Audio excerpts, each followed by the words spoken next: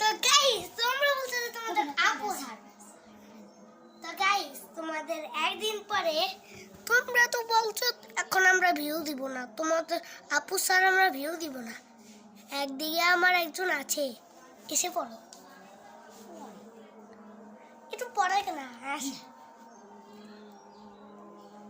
Guys কিরকম টাকা বললাম, হ্যাঁ কিরকম সারপ্রাইজ দিব? কোনো সারপ্রাইজ নেই, আমি শুধু ভিডিওতে আছি,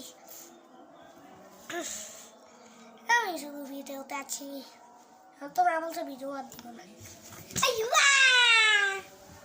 হ্যালো তো hello guys, welcome welcome welcome welcome welcome welcome back to another video play আমাদের।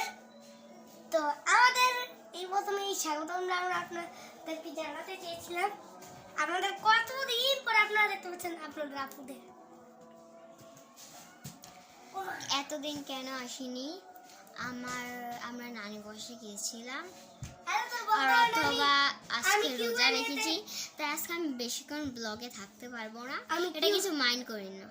আমি কিউএনএ ভিডিওতে কইছি তুই যে নানু বসে গেছিলি।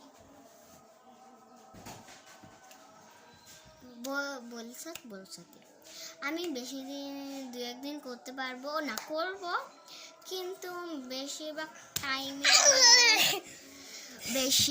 টাইমে আমি করতে পারবো না। সরবি না আরেকটা দিন।